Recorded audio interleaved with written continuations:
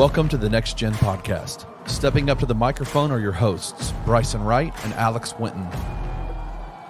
They got next, so let's get to the show.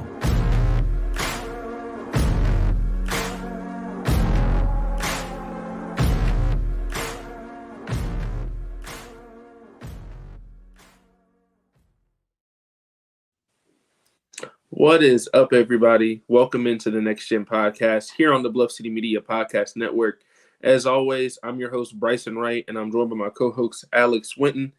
And last week, we had our big NBA draft preview show. So you know we had to come back this week talking all things that the Grizzlies did in the draft. And we got to start with the biggest question. We've been talking about it for really months on here, is what are Grizzlies going to do in the first round with their lottery pick? And the pick was Zach Edey. So I'm not going to lie and act like I've been like some Zach Edey fan, obviously, the whole time. But it's very simple, the stuff that he would have to do in order for him to be successful on the Grizzlies. And I think that's why it is a good move overall, just because as long as he rebounds, sets screens, and is not a liability on defense, like the Grizzlies have played with a big bruising center like Steven Adams before. So yeah, that's something like they would know how to utilize Edey, I think, better than a lot of teams. And the two things people worry about, like I said, his defense, which I think it has been a little bit overblown as to like him being too slow. Sure. I think that's definitely been overblown. I don't think he's really as slow as people think he is on defense. But obviously, that's still not somebody you want to go out there and switch on a bunch of guards. But when Steven Adams was in Memphis, it wasn't like they had him having to switch out to all these people either. And I think him playing next to Jaylen as well is going to open up Jaren's game to where he can go back to that roaming big man that, while Edey is focused on, getting rebounds and stuff like that, Jaylen can kind of go for more blocks, and we might see him be closer to that defensive player of the year level than he was last year. So I do think overall it makes sense. I mean, the number one thing we've been saying is they definitely need to find who's their starting center, who was going to be their starting center. That was the number one question going into the draft, going into free agency, all of this. And it's Zach Edey, 100%. So whether you like Zach Edey before or not, it don't matter. At this point, hey, he's on the team. And from my standpoint, I think he can help. So as long as he rebounds, sets screens, and can protect the rim, right? Because him and Jaylen in the paint, that's going to be pretty crazy. Yeah, that's tough. That's crazy. It's like you either got to go up on the defensive player of the year, or you got to go up on 7'4" with an 8-foot wingspan. Like it's not going to be easy to score on the interior. The Grizzlies already had one of the better interior defenses in the NBA, so. I think it's going to be good in the long run, 100%. Yeah, listen, if anybody know, said it on Twitter, I think it was an hour before. It was like that, I can't think of the meme right now. It's like a music video. I could feel it in the air. I said, the Grizzlies going to take Zach Edey. I just had a feeling. I started seeing all those rumors. Like, you know how the draft is. The day of, they got all those rumors. I was looking at it, and I was like, sounds like, it's like, I think the Grizzlies might take Edey because I feel like either Klingen's going to go beforehand and they're not going to trade up and they're just going to let what ever happen, or they're going to try to trade up and then it just didn't, or the asking price is too high. And obviously, if anybody was watching on Twitter, with Grizzlies apparently were dang near going to trade up. Jake Fisher said that, they're trading up, and then he said they're working on trading up, and then it got butchered the last second. And so obviously, then they took Zach Edey at 9, which again for me, I had jokes about Zach Edey a lot, but I never thought he was gonna be bad. I just thought you could trade down to get him instead of taking him at 9 because I thought it was too high. But after looking at how the draft went, and then basically how who went where and all that, it's really not that high, especially for the Grizzlies, because again, a lot of it goes to, like you said, the fit of it. It makes sense. And then it made me really go look at the tape. Again, I looked at Zach Edey highlights, but really try to find like real clips instead of just highlights. You know what I mean? So, and like you said, I think the defensive stuff is a little bit overblown. Obviously, he's not going to be guarding on the perimeter. I had questions about Klingen in space. So that's why I said I didn't like either of them as their starting center per se. like I was like, okay, they need to get a center in the free agency. But I kind of get why they wanted to get a center now and start him, because again, because they probably like, hey, Jaren's probably gonna finish games at the 5, which again, if he can rebound better, which I mean, a rebound better and stay out of foul trouble, that's fine, it's perfectly fine. Or become more consistent in those areas. So they're probably like, okay, we need a guy that's like a JV Adams, where they can take up 20 to 26 minutes a night as a starting center in the regular season. Then in the playoffs, it's gonna be situational based. And then, basically with Zach Edey, you kind of get, I don't say the best of both worlds, but potentially you could, in terms of the JV type of not upside, but how JV was a scorer, back to the basket big, and where with Adams, he rebounds probably just as well as Adams, and probably has, again, maybe the playmaking's a little bit down, but I think he can get better in those areas. Because people got to remember, he's only played basketball like 6 years, 7 years competitively. And then on top of that, he's well conditioned. So I'm not really worried about the trend. Like, people saying, oh, he's not going to be able to run transition. I'm not really that worried about all that. Again, I'm more worried about the maybe the defense, like you said, in space, maybe like hedging, playing up on screen, stuff like that might be an adjustment. But I think in the passing, I think the reads, that's kind of the biggest thing for me. What reads can you make? Because obviously he's going to get doubled in the post, but I'm talking about more so like the short roll situations. What can you do out of that? But I mean, for me, I always said it with Edey. I think best case scenario is, can you be a bigger Zubac? And Zubac has been a center on playoff teams for the Clippers for the last 3 or 4 years. And he's been really productive. Even this year, he's productive. I think he averaged like 13 and 10 in the playoffs. So if he can be a bigger Zubac with a little bit more rim protection, because Zubac is not the same rim protector, because I mean, he is 7 foot, but he's not the same type of athlete or just same height, because Edey's a legit 7'4". Like, I was looking at the press conference, like, man, Edey tall, like for real. Tall as heck, like for real. So I'm cool with the pick now. I think it's gonna be fine. I think, again, if he adjusts the way I think he adjusts, I think you're gonna be okay. Like, I think he's gonna make an impact, because again, he is 22, and that's the biggest thing too. Grizzlies players are usually always draft older players because they can make an impact right away, and I really don't question that, because he does have a lot of skill.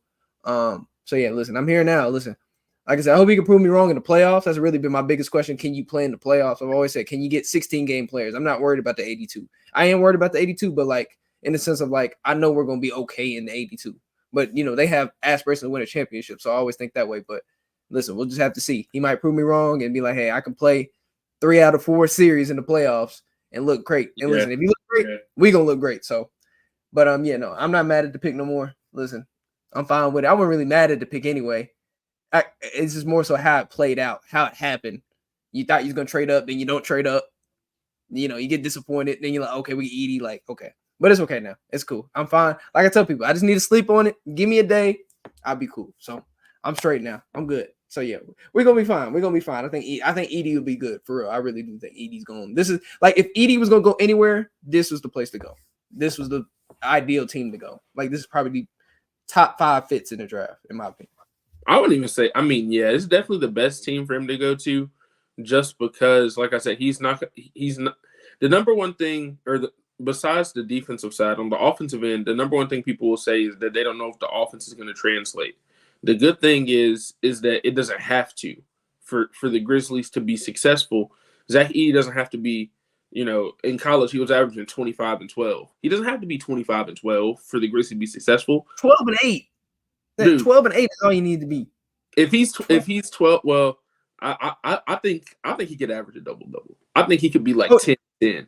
No, he can, but I'm just being being modest. If that's what he does, if he is going to be 10 and 10, and you have a healthy Ja, a healthy Bane, healthy Jaren, and he's out there, GG, Smart, all those guys, like, they have people that can score. And this is the thing too, is we talk about Steven Adams. He does have some things that Steven Adams doesn't, in terms of his touch around the rim, because no offense to Steve-O, Steve-O probably could have averaged a double-double too if he made more of his layups and can make that little hook shot. Yeah, right? he can make hooks, exactly. That's the thing. Zach Edey can do that. He can make the hook shot. He can make the hook shot contested, out of the post.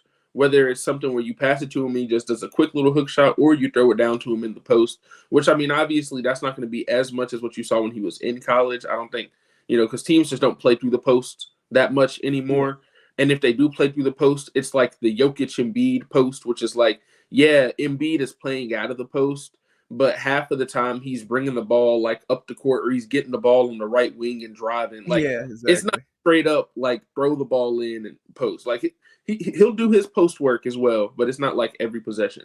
Now, I think there's going to be some possessions, especially if he has a mismatch, throw it into him and let him go to work. Oh yeah, Especially if he's playing with like the second unit as well, because I think he's going to get a lot of minutes with the second unit just throughout the season. I mean, shoot, leave him in there. Hey, throw him the ball if he's open, or if he's got 6'8". Look, a team wants to throw out a 6'8", 6'9" dude at the 5. Give him the ball. Like, that's the one thing that I was like super impressed with in terms of his college thing, because people always talk about, well, when he gets to the NBA, the centers are going to be better, right? Yes, that's true. So if he's guarding traditional centers, it's going to be tougher. But not every team, like, dude, this dude is 7'4". There's a lot of teams that have one 7-footer on the roster, right? And everybody else is like 6'10", maybe 6'11", 6'8", 6'9". Like, they got a lot of those guys. Yeah, and he's 7'4", 300 pounds with touch. Yeah, bro. Like, that's and that's why it was so hard. Like, I mean, watching him in college, especially, I don't know, he knocked Tennessee out in the postseason. I was watching that, man, and the reason that he knocked him out is because, well, he got a lot of foul calls in that game, but I was like, some of those people were fouling him because he's 7'4", 300 pounds, right? I don't think he's going to get the same kind of calls that he got in college in the NBA. I don't think he's going to get as many.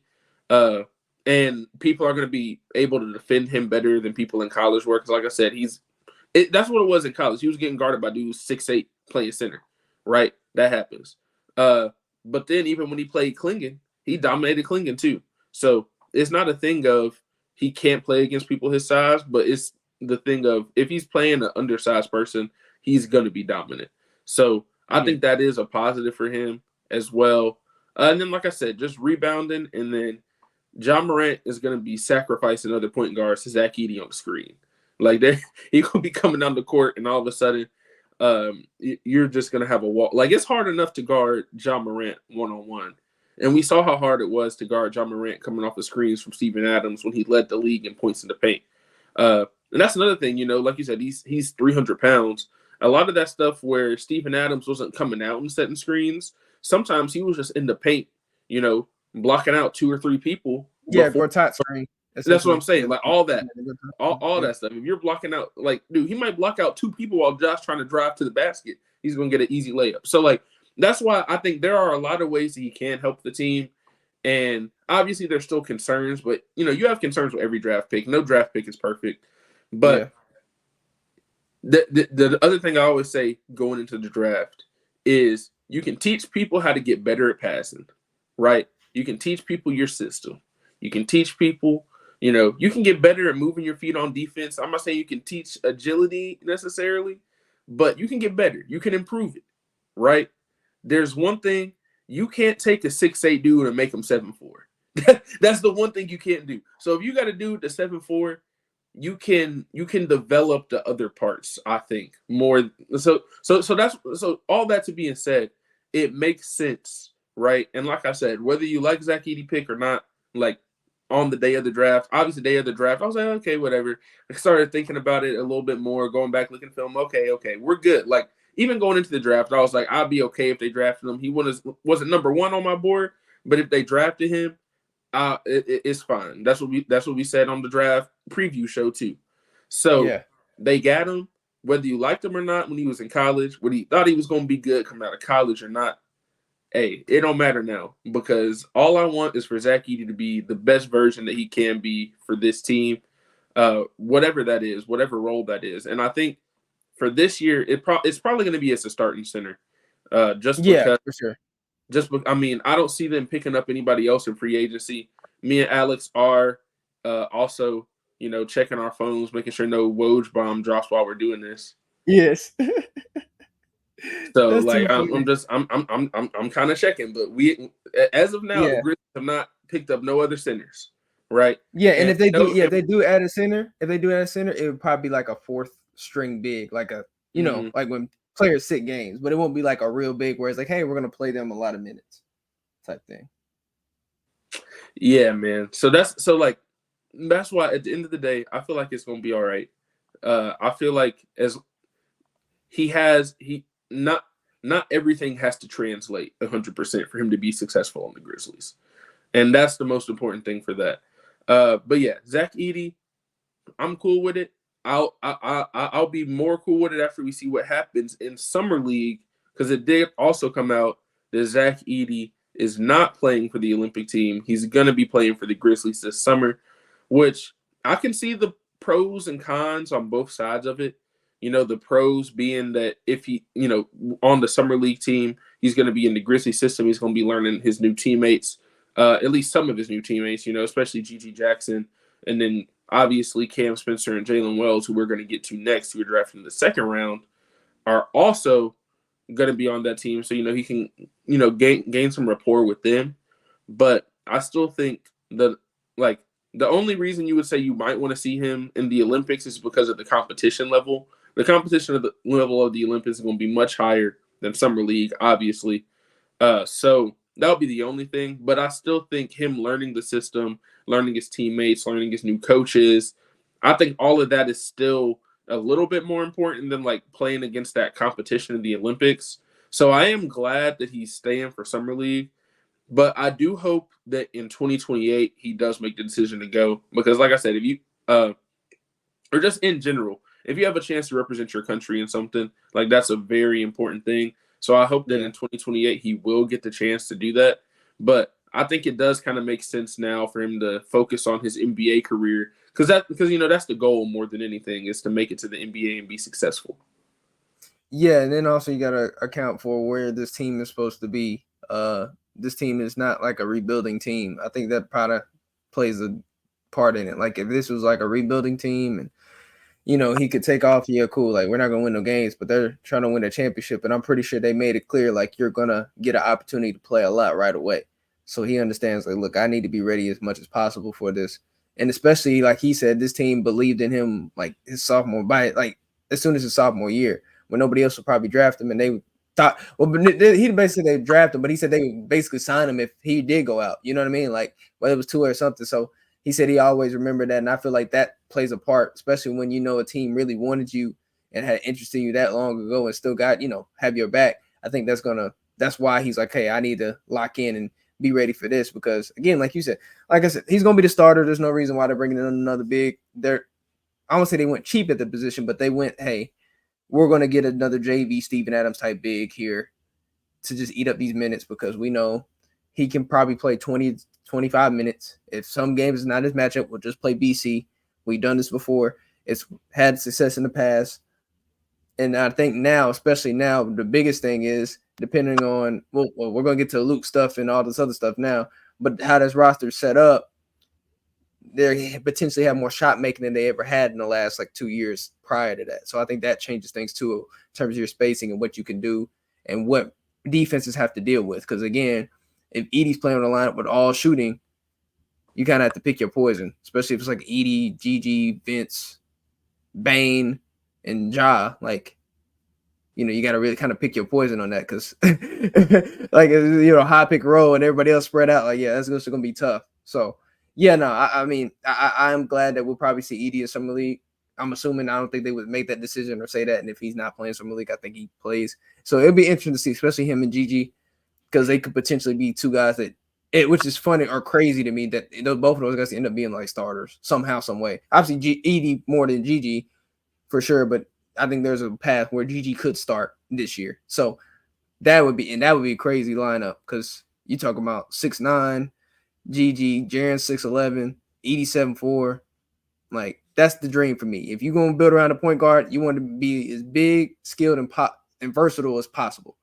So you want to be able to have all that in your lineup. So I think that's the biggest thing, and that would be a great lineup if that happened. But who knows? That's months down the line. But yeah, I'm just ready to see something. Yeah, no, I will say, Ja Bane, Gigi, Jaren, Edey, that's in terms of positional size, because obviously Ja, I mean, he's 6'2", he's got long arms, everything. I think he makes up for some of his physical size in terms of his athleticism. But yeah, for sure, he's smaller. Bane is not undersized in terms of his height, but obviously he has a short wingspan, so that does affect him a little bit. But then you're going 6'9", 6'11", 7'4", in your front court. And it's like there's not many teams that will be able to do that. And even if you do play Vince, I know he's not the same height. Or even if they do go with the 3-guard lineup, I think that also does. I do think the Edey thing does help the 3-guard lineup a little bit, just because it's like, yes, you're going with 3 guards if you have Ja Bain Smart out there, but you're going to be bigger than everybody else on the interior. So it's like you're gaining an advantage there where you might lose an advantage in terms of having, a smaller guy out there and Smart. But like we've always said, he also, he's a plus wingspan. He's a great defender. He's been guarding wings his whole career and stuff like that too. But I just think that it does make it a little bit easier. And it also makes it easier if you want to, which we'll get to the Luke stuff. But if Luke does re-sign like it is, okay, now you can do more with having Luke lineups in there with maybe some 3-guard lineups too if you wanted to, based on, maybe it's Smart Bain and Luke or Ja Bain and Luke, whatever it is. There's a lot of different options you can make. But we do got to get to the 2 other guys that the Grizzlies also drafted, which is Jaylen Wells and Cam Spencer. Jaylen Wells, Washington State last year, was like a D2 dude for most of his career. Like he played his first 2 years at Sonoma State. And he even said in his press conference that if you had talked to him 2 years ago, he would have been expecting to be going into his 4th year at his Division II college right now. Like he was like the NBA. Obviously, that's the dream, but that was not necessarily on his radar. He gets, transfer portal, NIL, that happens. He goes to Washington State. And, I mean, the number one thing that I've noticed about, because this was not a guy that was, on my radar, really. Hear a couple things about him. This is not a guy that really was on my radar that much. But this is a dude, going back and watching the film, he's 6'8", has the size, and he has the jumper. That's the number one thing. And it's, not as much off the dribble, but he can do it off the dribble. It's not going to be where he's going to hold the ball for 5-10 seconds in a possession. He's going to get the ball. He's going to try to make his one move, and he's going to swing it, right? He's like that perfect kind of role player in that sense. And then, I mean, he shot 41% from 3 on 5 attempts this past season. A lot of those contested shots. I think I saw something where he shot over 40% on contested catch and shoot threes. And I'm like, dude, if you're making 40% of your contested catch and shoot threes, that you're good on my roster anytime. Then you add to the fact that he's 6'8", he knows how to play the game. He's not a shot chucker. That's the number one thing, is he's not somebody who just goes out there who chucks shots. And he's also not somebody who's going to go out there and dribble the ball for the majority of the possession, right? Now, he's also not a super great, playmaker and stuff, but that's really not the role that he's going to be in. So I like that pick a lot. And then going into it, they also end up getting Cam Spencer, which they traded up for him as well, traded up to 53 to get him, which Zach Kleiman also said that, they were hoping to leave the draft with one of Jaylen Wells or Cam Spencer, and they ended up getting both of them. So that lets me know that this draft went pretty close to as well as the Grizzlies kind of hoped going into it. I think they did obviously also want to trade up to get Klingon, but not sure exactly what that deal would have been. Maybe they would have had to give up 39 and they, would have came away with Klingon and one of Spencer or Wells, right? But to come away with Edey and then also get Wells and Spencer, I do think that's a pretty good haul. Gonna see what's gonna happen with the roster crunch to see if which one of them is gonna be on an actual contract. One of them is probably gonna be on a 2-way. They honestly might hold that decision until after Summer League. I don't know exactly what they're gonna do. They can, because I remember the GG contract news didn't come until probably a month or 2 after Summer League. So yeah, they can hold it. They can decide if they want to sign one of them to a 2-way or not. I'd assume one of them would be on a 2-way just because I think right now they're at 2 open roster spots, and one of those is most likely going to be Luke Kennard being re-signed. We'll see if that will happen or not, but that's what signs are kind of pointing to. So then you'll have that extra roster spot to see, who you're going to get there. But I think that at the end of the day, right, Cam Spencer is another guy who obviously he knows how to win. He played at UConn his last year. They won the national championship. And he made, clutch plays down the stretch in the tournament and stuff like that.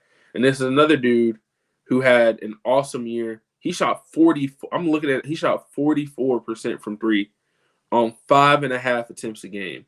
And I'm like, that's what we need to see. And he has multiple seasons. He played in college for 5 years, and 4 of those 5 years, over 40. He shot 43 plus from three on 5 attempts. Yes, on a lot of attempts. Even back when he was playing at Loyola, Maryland with Santi Aldama, which I think that's also another funny little thing. Like Santi Aldama been in the league this whole time, and he's been in college, and now they're playing together again. Like that's pretty cool. I always like seeing like college teammates coming back and playing together, so that was awesome to see too. But like, yeah, this is another dude who he's above 40% from three. I think averaged like 4 assists a game, so not somebody you're going to expect to get like a ton of those, but not a horrible playmaker, and he's not a shot chucker. That's the number one thing, because I just don't like people to go out there and chuck shots. If he shoots it, it's going to be a good shot. And the thing I like about Cam Spencer, he's a little spicy, he's a little feisty. He's got that, like, this is what I'll say.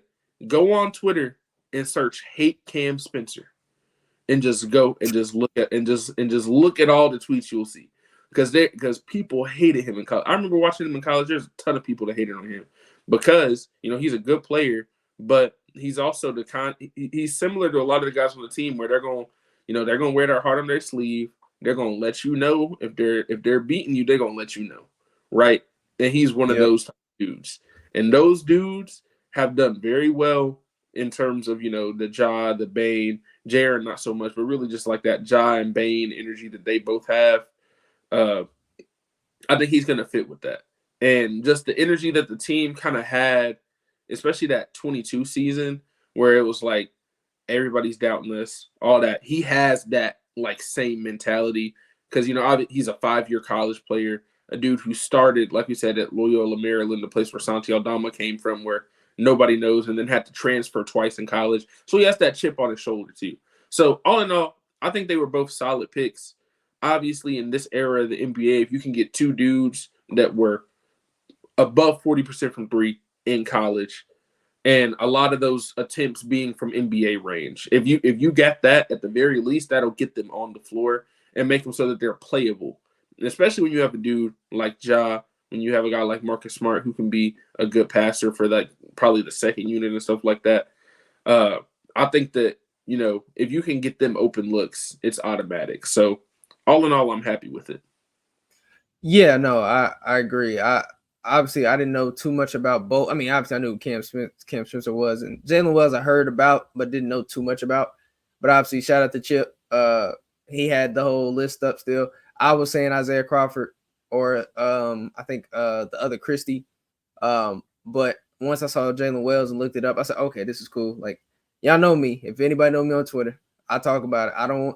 It's like when it comes to NBA players, depending on who you take and the pick, like obviously Cam Spencer 6'4", but he has positional size for a point guard or a combo guard. 6'4" is not bad. But especially for the wings with the Grizzlies, I've been saying they're too small. As anybody know, I've been complaining about it the last year and a half too. I'm saying they're too small on the wing, too small on the wing. If you under 6'6" or 6'7", I don't really care for you. I saw 6'8", 40% three-point shoot. I said, okay, I'm sold. That's all I need to see. You ain't got to do nothing else for me. Now, granted, Jaylen Wells is more than that. I think he's going to be better than that. I think in small state, he averaged like 8 rebounds one year. Only bad year he had shooting was his freshman season. After that, he shot 40%. Then he shot 40% at Washington State. So he's going to be good. He's going to be fine. He might be able to give you a little bit of playmaking in terms of like being a connector, but I don't expect him to take on ball rest. But like you said, he doesn't need to in his offense. He just need to catch and shoot. They need guys that can make shots. I've been saying this y'all hear me. If y'all actually been listening to podcasts every week, listen, I've been saying this all the time. They don't have shot making. So they adding shot making and actual real shooters, not theoretical shooters. When I mean by theoretical, they didn't have 1 year, one good, like where they have like 2-3 years of mediocre shooting, then 1 year you're like shooting 45%. Like no disrespect to him, but David Roddy was like 20% or 25%, 32%, and then he was like 40% his senior year. And then we see him in the NBA, not bad, terrible, but I mean, not terrible player in the sense, but his shooting has never been great. And there's a reason why, because he never showed a track record. I'm big on guys having track record. There's a reason why Desmond Bane came in shooting the ball the way he did. Track record. Vince Williams, track record. I'm naming all these guys when they had track record of being productive, you're probably going to get good results. So I think from a Wells perspective, I think he probably would be a guy that, could get a contract. Just because, you're going to have guys that sit games. And again, like you said, in this era today with the new CBA and all those things, you want to get guys like the draft's going to be big for the Grizzlies because they're going to draft guys in the second round, first round that are on cheap contracts that can be able to come in and play right away. And they've done a good job at that before. So I don't have no doubts about them, which is another reason why I don't think they want to trade too many picks. They'll trade picks, but I don't think they want to trade too many, right? Like, I don't think they want to trade like 5 picks like the Knicks or something. But yeah, I think Wells could play. Obviously, I don't think he's going to be in a rotation, but I'm saying like, pinch here and there, guys get hurt, step up, how basically how Kennard was kind of doing the last couple of years, like Zaire, of course, at times, like his rookie year, like, guys step in and play. As for Spencer, I think he's going to be on a two-way, like you said. I think he's going to be on a two-way for sure. But there's no problem with that. Obviously, you got him and Pippen on two-way, which I think is pretty good value for those guys because by the time your roster gets really expensive, you can just add them on like Vince and Gigi deals, which again allows you to have more flexibility to make little moves around the margin. Like all these moves are going to add up and make sense around the margins in like another year or two when your roster gets very expensive and it might seem like you're limited and you're in the first apron or you're in the second apron. You won't be as limited as you feel like because you got guys earlier on, like a year or two ago, that are still going to be on cheap money. So I like both of these picks. Like you said, Cam Spencer's a winner. I mean, I had no problem. Like competitor, like you said, he likes to talk a lot of crap. Again, he's not like some crazy playmaker, but he's gonna make the right reads, connector. So yeah, I like the draft. High IQ guys, then you make shots. That's really all I ask. I keep asking. Just give me shot makers with positional size. They did that. Jaylen Wells 6'8". Now he don't have the longest arms, but 6'8" is 6'8". It's not 6'2", it's not 6'3", 6'4". Look, it's 6'8". So I'm happy. I'm okay. Cam Spencer, he's 6'4", but he'll do, right? We're not going to listen. We're going to overlook it, but he makes shots though. I can at least say, oh, okay, you make 40%, 5 attempts. I can't be mad. So I'm good. This was a good draft. Listen, and they got both of the guys they wanted. Obviously, they sound like so. Or all 3 of them they wanted because I think Kleiman said now. I think Kleiman's lying a little bit. Draft went exactly as it went. Yeah, it did to some extent. They wanted Klingon. But I think the biggest thing is the gap between Klingon and Edey was not big for them. So I think they didn't want to give up too much. They were like, okay, we just take Edey. But the point is they wanted one of the centers. It didn't matter who probably, but they probably wanted one of the centers. So I think they did what they wanted to do in this draft. So it'd be interesting to see what they do in terms of, obviously Edey's going to be in a contract. And like I said, but it'll be interesting to see if Wells gets a contract or he's going to be on the two-way, because then if he's on the two-way, that means you got to cut somebody, which means probably trade Jemison if he's still on the two-way. So you got to look at all that, which I'm pretty sure they'll look in the next couple of days. So, I'm happy with the draft. I think this is a really, really solid draft. I give this draft like a B+, B+. I think you did good. I think that's a solid rating for the draft. Yeah, no, I think I'm with you on that. And like I said, I think some people definitely overreacted at first to like the Edey pick, and people were mad about it. But like me, like I mean, like it's the thing. Some people were going to be mad about it. I'm not going to say I was like, I was never the number one Edey fan or anything. There's people that way bigger on Edey than I was. I always said I thought he was going to be good, but like I said earlier, he's on the team now. I think that he's going to impact the team. I think Jaylen Wells and Cam Spencer could both be day one impact players. And like you said, they're all 3 older players, guys that played multiple years in college. They're, especially when you're talking about Spencer and Wells, they're not going to be making a lot of money. Edey obviously not making a ton of money right now. That helps you because, this is the year where now Bane is on the books for $40 million. Ja's on the books for $30+ million. Jaren's on the books for $20+ million. You still got 25. And what Smart making like 18, 19. 20. Yeah, 20. 20? Yeah, okay. Yeah, right. So 20. you got all these guys that are making a lot of money. So you got to find people that you got to find ways to like fill out the rest of the roster without people making a lot of money. And Memphis just isn't a huge like buyout spot right now. Now I think if they make a big run, like if they go to the finals or Western Conference Finals or something this year, I think then it'll be more likely that you'll see maybe a free agent or like a buyout vet, be like, okay, you know what? I'll come to Memphis for the vet minimum, right? There's just not a lot of people that have really just done that, just in general, not even with this core, but even going back to like grit and grind. You didn't see like a lot of that, at least not like a vet that you expect stuff from. You might see like a lower tier guy, but not somebody that you're expecting to like be in the rotation to like do something like that. Whereas you'll see that for a lot of these other teams where they'll get bought out and go to the Lakers or the Celtics or whatever team you want to say, right? So I think that this is the best way for them to build is through the draft. We'll see what goes on with the free agency thing, because getting into our next topic, Luke Kennard did have his team option declined. So his team option was what, 15 million, give or take a little bit. I think that's what it was. It was 15 million. So the big thing is that 15 million would have put the Grizzlies into the first apron, and I think, I understand, and I know Alex, you're probably going to get to it too, about being worried that they're not willing to pay the tax, but I think they're willing to pay the luxury tax. I 100% think that they're willing to pay the luxury tax. I don't know if they're willing to go into the first apron this season. Right now, or maybe not. Maybe not even before the season. Like, I think between if they re-sign Luke and they sign somebody else, MLE, whatever they get, right? If you're in that first apron when the season starts, I don't think that's as big of an issue as it is if you're in the first apron the entire offseason.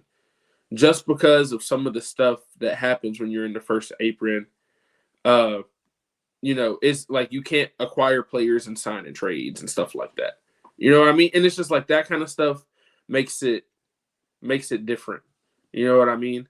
But we'll see if they'll use, if they are over that, we'll see what goes on with like the taxpayer MLE and everything like that to see if they'll try to use that on somebody. And I think another thing is like they're not going to be able to sign anybody on a buyout that made more than the MLE as well. So that's another. If they were in the first, if they're in the first apron, and they can't use, I think, what is it? Trade. The trade exceptions. Yeah, they can't use trade exceptions from the previous season.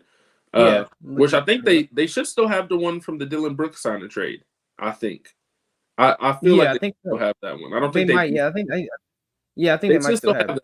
So it's like it's just like there are some things where you're like, okay, I can see why they want to avoid being in the first apron, but it's also true that championship teams more often than not, if I know this year was like one of the first years of like having the first apron and all that, but if you look at the last like 10 years, basically every team that won the championship would have been in the first apron based on what the salary cap was in that season, or they were paying the tax, and there was only two teams. Or they were paying the luxury tax. Yeah, paying the tax. Yeah.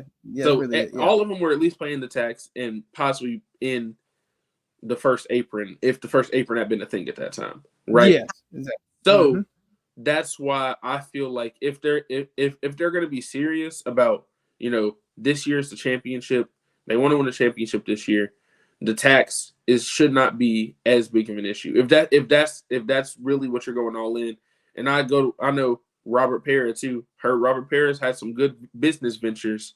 It's time to put your money where your mouth is, man. Let's go ahead. Let's get. That's how I am. So if you got to go into the tax, especially just a luxury tax, I understand not wanting to be in the first apron because you get hindered a little bit. But just paying the tax, that's you're paying the money. Like, you might have to do it if you're serious about them winning the championship. That's what championship teams do. Championship teams pay the luxury tax, so that's what they're gonna have to do. I do think they're gonna try. So Luke Kennard, for them not to be into the first apron, they would have to. He'd have to sign for I think less than 11.5 million a year, or 11.5 million for this year. So what I could see them doing is giving him like a 2 or 3 year deal where it might be like 3 years, 35 or 3 years, 38 or something. But the first year is under what it needs to be. And then it's maybe backloaded a little bit just to see if they can stay out of the first apron for this season and then be like, okay, and if it doesn't work this season, it doesn't matter. We're going into the first apron regardless. Because, Ja's on an increasing deal, Bane's on an increasing deal. So it's like they'll probably be in it regardless. And then when you get to the point to where you got to make a decision on, Jaren's extension too, which he'll probably have a big extension, or will probably be like $200-something million too. So it's like there's a lot of tax stuff that goes into it. So I understand not wanting to be in the first apron and not wanting to hinder yourself that way, but they're going to have to pay the luxury tax eventually, and they're probably going to pay it this year, even if they don't go into the first apron. Yeah, and that's what I was trying to tell somebody. Like when they said, when I saw that Luke Kennard declined the option news come out, I had the little heartbroken emojis, and some people were like, "Is that bad? Like, don't you want him back?" And I was like, "Look, I want him back. I wouldn't mind him back, but for me, I was more so, hey, use him. First off, I like Luke, but I was first off like my mindset was like, look, use him as trade bait, get you. I got like another bigger wing, like a Cam Johnson or like a Dorian Finney-Smith, like, and maybe another, like a Deron Sharp to like, kill two birds with one stone, like fill out some needs that you needed, right? So when they decline, I'm like, okay. I was worried because again, like Bryson was talking about, I've been big on if anybody's paying attention to Grizzlies, they haven't necessarily shown willingness, not like basically with the tax thing. It's not that they don't seem like they don't want to pay the tax, but they also haven't shown that they are willing to pay the tax either. Like it's both. They haven't really shown that they're like, hey, we're not going to pay the tax at all, but they haven't shown like, oh, we're cool with it. So this will be telling in terms of what that will be, which is why I said this could be a bad sign because like he said, and I say it all the time, like you don't win championships being cheap. Like every championship team in the last like 10 years outside of the young Golden State Warriors that in like 15, 16, or not 15, 16, no, 14, 15. And then I think that might be it. And then maybe the Lakers in 2020. Those are the two things. This is the other thing too. Talking about that Warriors team. The only reason they weren't over the tax is because they had that crazy deal for Steph where he was Steph Curry. Where he was making like $19 million a year when he was like because he couldn't be healthy. He was the unanimous MVP and he was barely making like 20 mil, right? So exactly. That's just not outliers. Reasonable. Yeah, that's not something that happens very often. Yeah, exactly. It's outliers. And so for me, it's like every other team is either, like you said, we didn't have the apron, but you knew they were paying the tax and they were top 10 in payroll. And so for me, it's like you can't win championships being cheap. If you're worried about you penny pinch, like even shout out to Michael Cole, he said you're in the West. The margins are so close. We're gonna talk about free agency. The margins are so close. Teams are making moves. You can't be penny pinching. If you're talking about championship window is now open, I can't sit here. Like I always said, that's why I don't worry about their words. Their words don't mean nothing to me. Zach was saying, and Taylor Jenkins, they said all that at the press conference. Cool. Great. I want action. Your actions tell me more than your words will ever will, especially with this team now. Words were cool at first in the honeymoon phase when you was trying to rebuild this team. But I always say it's harder. Well, I don't always say it, but I heard somebody else say it, and I agree with it. Basically, it's hard from to go from it's easy to go from a bad team to a good team, but it's hard to go from a good team to a great team. Like they got to take the next step, and this is certain things you got to be able to take the next step and not worry about taking the hit. Now, granted, I don't think they want to be in the first apron. I'm not saying go all the way in the first apron just for Luke Kennard. I'm not saying that, but don't be worried about the tax. Like you gonna pay the tax regardless. Either you gonna pay it then, right now, or you gonna pay it in a couple years. Because listen, if Gigi's as good as we think he is, Vince as good as we think he is, you got to pay them too. So, and again, you can pay them, but then you'll be, crippled in the sense of like making moves. You'll probably be in the first or second apron. But I think they draft well enough to be okay, right? I think they're fine in that. That's what I said. As long as they got the picks, they'll be fine. But like, you can't tell me your championship window opening and you talking about or now you're gonna penny pinch. Like, no. Now, like I said, I don't think they are. I think they're trying to either one, like you said, get a deal where it's like, backloaded, or it might be 3 or 4 year contract, like 11 million. Like it's just more guaranteed money, lower annual per year, but more guaranteed money, like, actual long-term deal. Or they might be trying to give him more money and they want to make a trade for another big, like, the two people that probably get moved are Zaire and Conchar. You probably look at those guys. You move them for like another big like a fourth big, and then one of the two, and then you re-sign Luke after that, and you'll still be paying the tax. I think that's probably what they're trying to do, because that's why, like, again, they said both sides are eager to re-sign or restructure the contract, which I think they will. Because again, for me, it's like there's not a lot of money out there. We're gonna get to it. Like teams is already spending money today. They're gonna be spending more money. Like there's not a lot of money for Luke Kennard to go get. So like I don't think he's going anywhere really. Like I'm not really worried about. Like only team I was worried about was Orlando, but they don't have the. I mean, they got money, but they're not using that money. They're not using it on Luke though. They're probably gonna. Probably gonna use. Well, they might use it on Clay. We'll see. But they might try. Yeah, they're focused on use that on Luke. Yeah, they won't use it on Luke. That's the only team I'd be thinking about. And then Philly, no, because we'll like I said, we'll get to it, but they don't got the money. So either way, it doesn't make like he's not really going anywhere. I think they're just waiting to see if they can get some more trades. And if they can't get a trade, they'll probably just sign him to what you said, right? That's probably what they'll do. I don't mind Luke being on the roster. So people that kill me, I don't mind Luke being on the roster. He shoots 40% from three. Again, my biggest problem is this: you got 4 guys in your rotation that are young players. It's hard to win championships when you're depending on that many young guys. Now, if they make the leap and show you can be good, you're good. But that's a lot of ifs. You know, you don't want a lot of ifs. You want a lot more sure things, right? When you got Edey, Gigi, Vince, and Santi in your rotation, let's say all 4 of them can get played off the floor. That makes you go from 10 deep to 6 deep. And then if you go look at that 6, you're kind of small.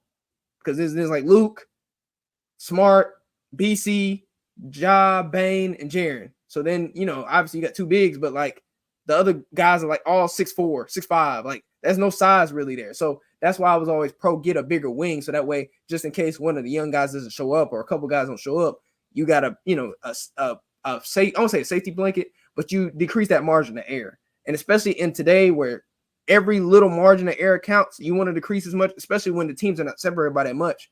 Like especially in the West right now, a lot of these teams are not separated by that much. So any little thing you can do to improve your team significantly or cut down a weakness or something you want to do.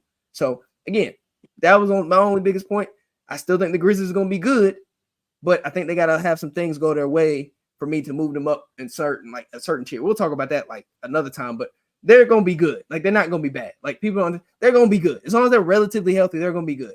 I just wanted to do something else, right? I just didn't want to settle. I wanted to kind of, you know, I didn't want to settle. That's kind of where I was at. Like, you know, I want overkill in the sense, like be better. Like, you know, this is the time to do it. Like, cause like you said, once you get into year 2, year 3, you won't be able to make these moves because of the first apron and the second apron. So, you know, but I'm not mad at Luke because again, here's the last thing. They could do this at the deadline, depending on how the thing's going, whether the season's going good or bad, they could end up still, because the thing is in the first apron, if you're over the first apron, you can't do the signing trades or the trade restrictions, all that.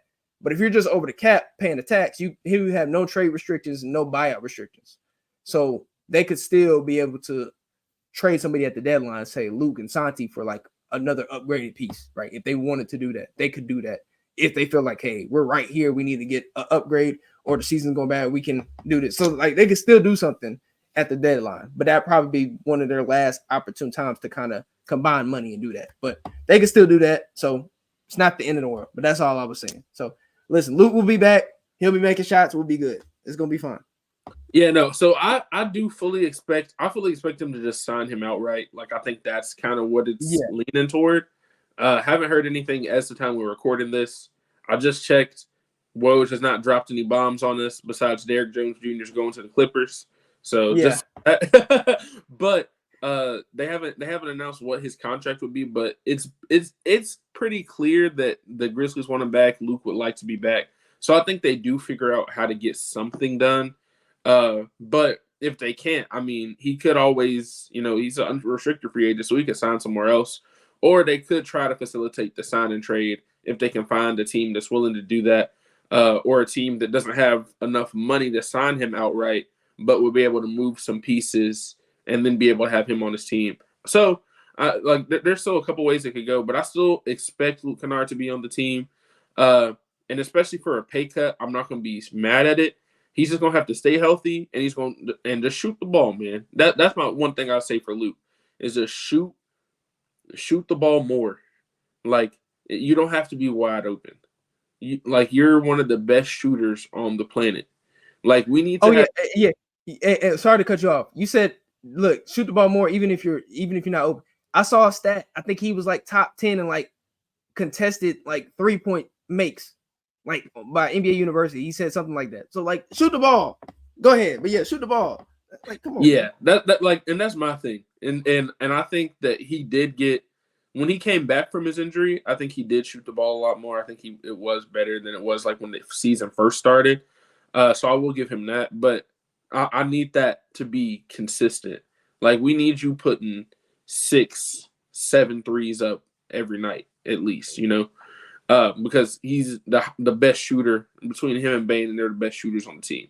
So it's like Bane, we know Bane's probably gonna be putting up 8, 9 threes a night. If be wide open more because of Edey screens. So yeah, that's the thing. And I think another thing that we can talk about too is if Edey does if we can see any Edey 2-man game with like Bane or Luke or somebody where they're coming off those screens, I think that's another way Zach Edey can help, right? Is off-ball screens. That's just as well as on-ball screens for Ja, getting those guys even more open looks.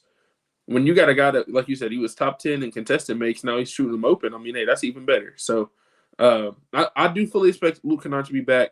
Hopefully it'll be on a deal that keeps them under the first apron for now. But I will say, I hope that their thought process is they don't want to go over the first apron for Luke Kennard. Not they don't want to go over the first apron at all, just because, like, I feel like it should be like, if you're going to be able to get a guy that puts you firmly as, okay, you're a top 3 contender, or you should be in the finals, or you should be in the Western Conference Finals at the very least. You can make a deal like that. Now, not to say there's a lot of them out there, but just throwing something crazy out there. Like, if you can somehow get like Lauri Markkanen or something crazy like that, okay, you go over the first apron every time. All right? Yeah. But I understand not wanting to do it for Luke at this point. Yeah. So, yeah, and that's why I kind of leave it at that. But I think he's going to be a Grizzly next year. At the end of the day, I think he's going to be a Grizzly. Yeah. Well, yeah, he'll be here, man. Listen, I don't know if anybody saw it. He posted a story with his kid, and he was just like the next Grizzly player. Like, I saw he probably, and this was like before the team option stuff. It was probably like 2 or 3 days before that. So seems like then, like, obviously it's the jokes, but like still decent. Like, he wouldn't just be posting that just to post it, I don't think. So I think he'll probably be here. Like, they talked about restructure. They're not, because here's the thing. We're going to talk about it. Free agency. People will talk about free agency and be like, oh, these teams not making deals, or like teams will make deals as soon as free agency starts. And some people be like, oh, I thought free agency just started. Like, people just talking deals, bro. They've been talking about this whole time. So like Luke Kennard and all them, they've probably talked about this for a while since the season ended. So they're probably waiting on some things, and they're like, look, this doesn't happen. We got you here. Like, he'll probably be back. I'd be very surprised if they just let him walk away, especially the way Zach Kleiman talk about him. Like, Zach Kleiman been talking about it. He's still a big part of his team, and they're not going to let no 40% shoot. This team needs more shot making. And while I think Luke is small, he makes shots. I can't question that. I just ask him to take more shots. Like you said, take more shots. He can't change his height, but you can change your aggressiveness shooting the ball. That's all I ask. Just take more shots because you make a lot of them. We need it. So, and this will be, if you bring him back, again, you'll probably have a lot of guys. This will probably be the best group of shot making that John Morant, Jaren Jackson, and Bane have had, offensively at least. And you'll still have that defensive infrastructure. So it could be a little bit scary, especially, guys take leaps here and there, right? Like, the things go right. You got to listen, like I said, pick your poison. So, well, I think he'll be back. I think Luke brings value to this team. So, and they got him for that reason. Like, they didn't just get him just to let him go. So I think, they'll prioritize him. But like you said, I just hope it's not because, hey, we don't want to pay the luxury tax. We're cool with paying the luxury tax. We just don't want to go in the first apron, which is fine. I get it. Not for Luke Kennard. Maybe somebody else, but not for Luke Kennard. No disrespect. Just not for Luke Kennard. No, 100%. And I did kind of want to talk a little bit about free agency here, just because, there hasn't been a ton of stuff that's happened yet. I feel like as of now, as we're recording this, I think it's pretty clear Paul George is going to go to the 76ers. That's what everybody's been saying, is seeming that way. I honestly probably could have told you that as soon as I saw him and Joel Embiid up on the panel together, and he was giving him that side eye talking about, we need some more talent on the team. Yes. And started looking right at him. I was like, man, Adam Silver probably watching this like this is the craziest tampering I've ever seen. Fine, yeah. Yeah. He was looking right at that man. He said, we would love to have, need some more talent on the team. Looks right at him. I was like, okay, all right. We know what this is, but it's like, I mean, but I get it. Hey, Paul George, as much as Paul George doesn't get hated on, I think he's still, one of the better players in the league. And in terms of offensively, like he doesn't have a ton of, weaknesses on the offensive end. He can handle the ball, he can shoot, he can drive, he can score at all three levels. So then that would be a good move for the Sixers. But I do think that other teams are kind of waiting for it. Like we've had years where, there's not a ton of super big free agents. This year is one of those years where I don't think there's like, a lot of top tier free agents. But before teams want to make the moves on everybody else, they want to see where Paul George and Klay Thompson are going to go. Right? Because I think there are some teams that would be in on Klay that might pivot to another free agent that's out there after Klay's gone. But like the Magic, I think still want Klay, even though they did sign KCP. I think they still want Klay, and I think that would be a good fit for him. But we also heard that the GM himself called Klay Thompson. As soon as he started. Let's say, free agency started at 6:00 p.m. Eastern, right? And at 6:00, not even 6:01, 6:00 and 15 seconds, Klay Thompson was getting a phone call from LeBron. Yeah, he was like this. Y'all watching on YouTube? Yeah, I got the phone in my ear. Yeah, he was like this. Like, hey, like come on, LA, come home. Your dad played for the Lakers. Like, come on. That's probably his dad's like one of the announcers for the Lakers too. Yeah, so Michael Thompson. Yeah. So I definitely, I mean, that's one of those things where you don't always make a decision because of that. But how many people get the chance to not only make it to the NBA, but you make it in the NBA and your dad is calling your games? Like, you're gonna be pulling up your highlights and it's your dad on your highlights. Like, that is cold. Or playing for the same team that your dad played for. Like, yeah, that too. Like, just leaving that is awesome. In general. And that's the same thing with like the whole LeBron and Bronny thing is going to be cool to watch too. Like, just father and son playing on the team, whatever. Like, I don't even want to get into the whole conversations around it because I think it's stupid, all the nepotism stuff. Because I don't know why people only talk about nepotism when it's players. They don't talk about the front office, the coaches. There's nepotism. The NBA, the N in NBA stands for nepotism. That's what the N stands for. It's not national. It's the Nepotism Basketball Association. From top to bottom. I'm telling you. Now they want to talk about nepotism because it's Bronny. Nah, don't start talking that now.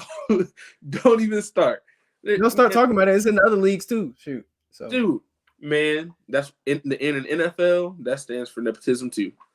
Go look at the Dallas Cowboys. The Dallas Cowboys. Oh my God, I saw that picture. Yeah, that was crazy. Jones. Like, it happens in everything, man. And hey, man. And this is another thing I'll say to every single person that's talking about it. Like, obviously, we don't got kids. If I had a son and I could get him into the NBA and I knew that I could pull some strings to do it, man, you know how quick I'd do that? Yes. Come on now. Talking about he should want to do it himself. I'm sure he does. But hey, if you can get to the NBA, I'm getting to the NBA however you can. You know what I mean? I know that's kind of off topic, but like I said, I think there are a lot of teams that Klay Thompson that could use the services of Klay Thompson. Obviously, he's not the same player he once was. He has lost a step, especially like defensively.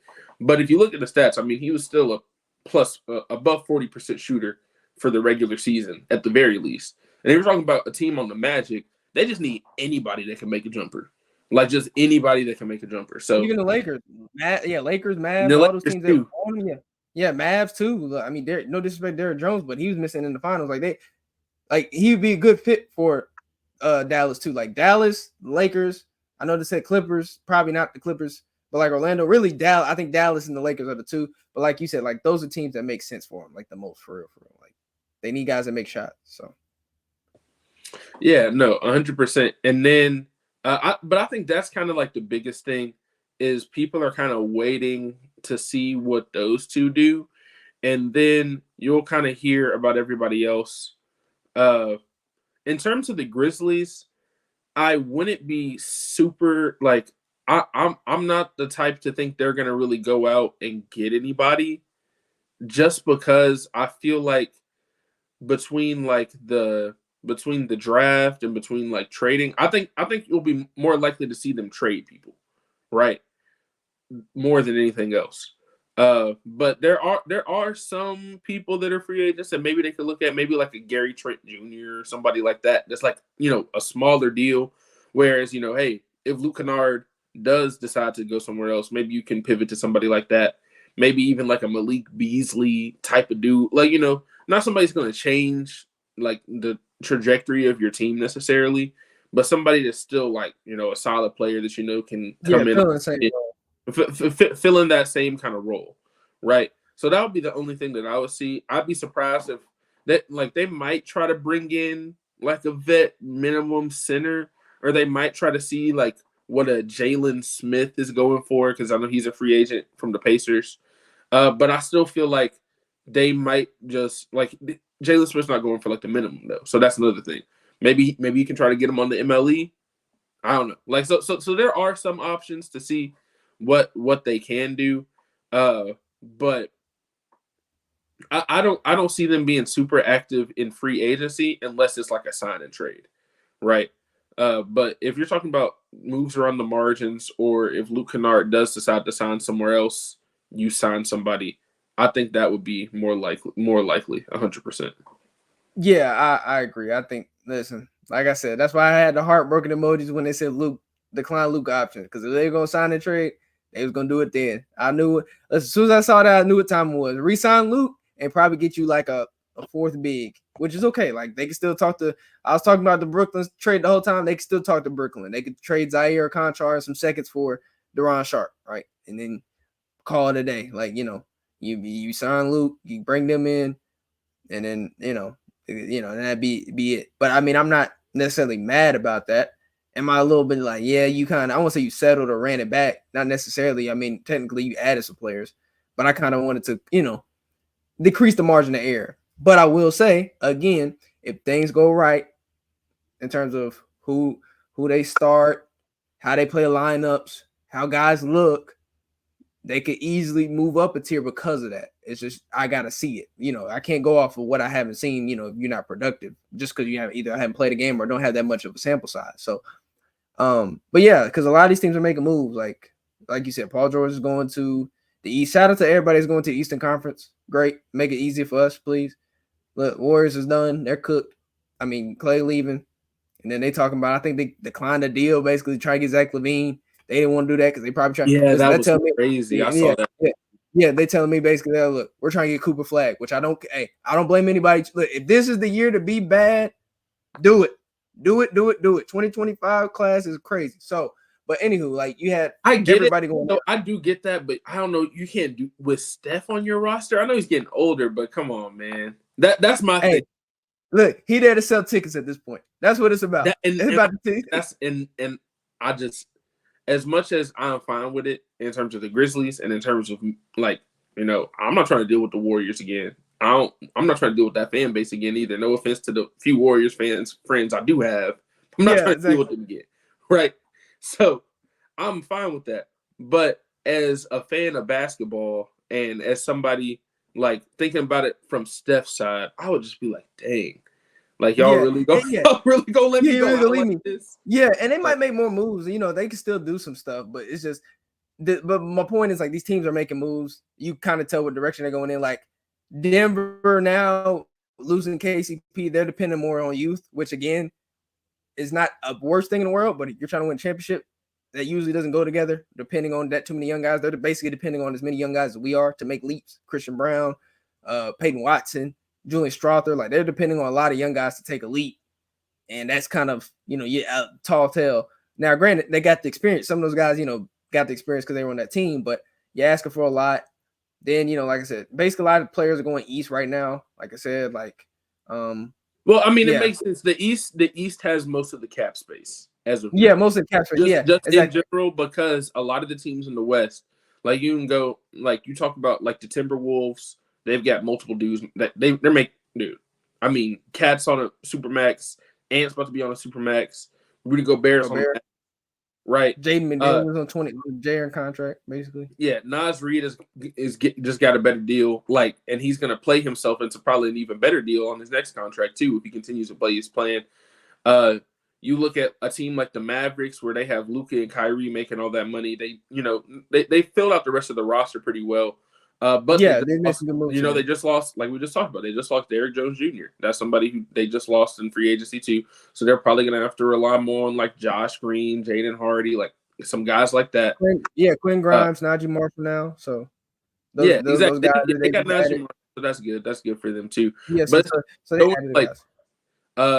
Pelicans got, I think, a little bit better with the deal that they made and everything with getting DeJounte Murray, but I don't think that moves them into like a contending team just because you don't know what's going on with Zion. Like, just because even though Zion last year was really good, you don't know what's going on with his injury. I mean, you can say the same thing kind of for the Grizzlies too.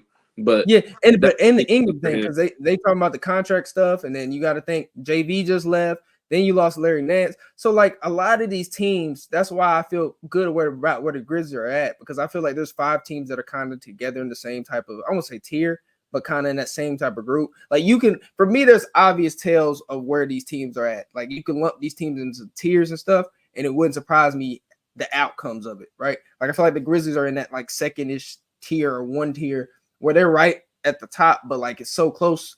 You got to have different variables to come around and go around. Like, because like you said, like the Pelicans, they got to make a couple more moves. OKC probably going to make some moves, but they're still in that same tier. Minnesota can't really because of the cap stuff.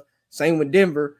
The Mavs made some moves, which I think that improves them a little bit, but that kind of, they're still dependent on internal development just like us. So when you're depending on all that, and then a lot of these older teams like the Clippers, I mean, they're re-signing Harden, but you're losing Paul George, you're getting Derrick Jones, so like they'll be competitive, but I don't think they'll be some contender, right? And Lakers and Kawhi is he's injury. Yeah, Kawhi's not going to play. I don't think Kawhi's going to play more than 60 games for the rest of his career. Like, it's just that simple. Yeah, and that's fair. Yeah, and that's fair. So you got that team. Then you got the Suns who are trying to improve, but they're same thing. Cap wise, CBA, they can't really do anything. Lakers, they're trying to get Clay, but then like they'll still probably be a little bit better. Like, so a lot of these teams can't really get better because they're too old or they're making too much money to where they're restricted. Whereas the Grizzlies, they have a clear pathway to get the better because their best players are still 24, 25. They got younger guys that have a chance to make a leap. And then on top of that, they still have the flexibility because of their cap space, not cap space, but their picks. And then on top of that, if you sign Luke and you don't go in the first apron, they'll still be able to make a trade where they could get them even better. So they're in a good spot. Listen, I know I'd be very hard on the Grizzlies, but they're not some lottery team. Like, I know we was bad last year, but I don't think people understand why they were bad last year and what this team is now versus what it was at the beginning of the year. So I think they're still in a good spot. Again, you just hope that the young guys are ready to play, which I think they will be. But I think, the West, again, this is the era where it's parity. So the margins are not that far off. Like, you're not that far from OKC. You're not that far from Denver. You're not that far from Minnesota and all these other teams that just made runs to the conference finals or semifinals. You're right there. Like, this team relatively healthy with Ja, Jaren, and Bane was two years of 50-plus wins in the 2 seed each year. And that was with worse rosters, in my opinion. So now the roster, I think this is probably their I want to say it's their best. Depends on the young players, but you can arguably say this is their most talented roster from an offensive standpoint.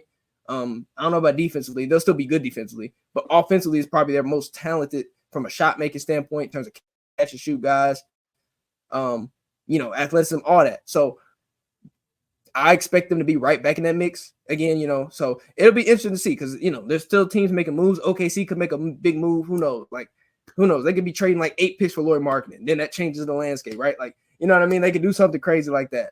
But, like, point is, it's so close. So, a lot of these teams are trying to close those margin errors because, again, in this era, like, look at Denver. Not saying they won't win it again, but they lost KCP and Bruce Brown back-to-back years. And now they're depending on young guys. Not saying they will be bad. They'll be good. But what if they never win again? They took advantage of the time they won. So that's really the biggest thing for me. It's like when you have that chance to take advantage of that window or that opportunity to be in the conference finals and you're actual, like, you meet the contender criteria, take advantage. So that's all I'm hoping for. That's why, that's why I said I wanted, like, them to not settle, because I'm like, you can still do that, but there's still time, right? You still got a season to play out, training camp, all that before everything gets, going. So they can still improve this roster. So they're in a good spot. Grizzlies are in a good spot.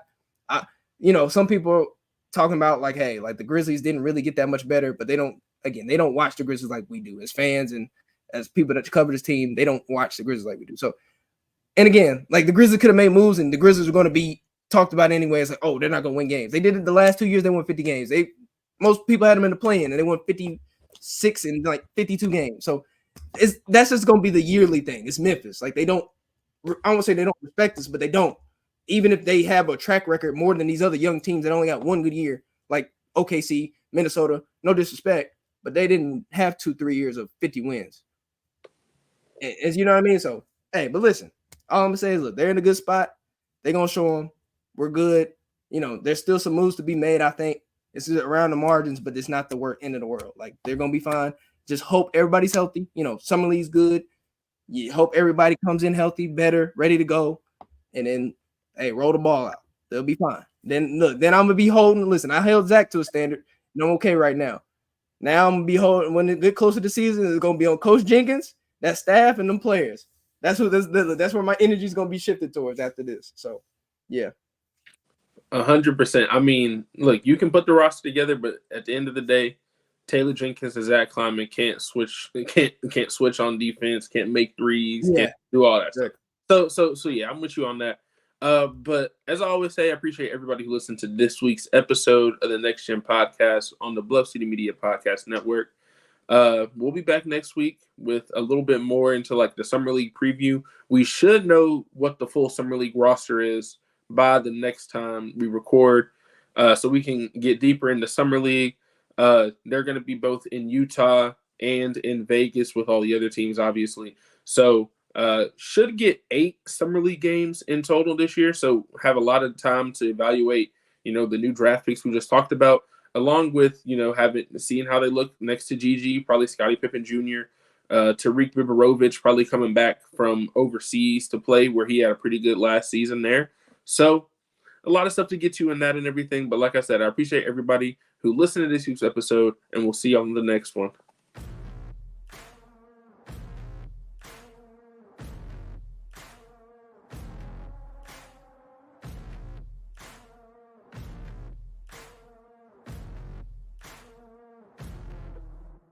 Thank you for listening to this episode of the Next Gen Podcast. If you enjoyed this episode, leave a like and a comment wherever you download your podcasts. Head over to www.bluffcitymedia.co, where you will find comprehensive coverage of all things Memphis sports and how you can become an insider. We'll see you back here next time.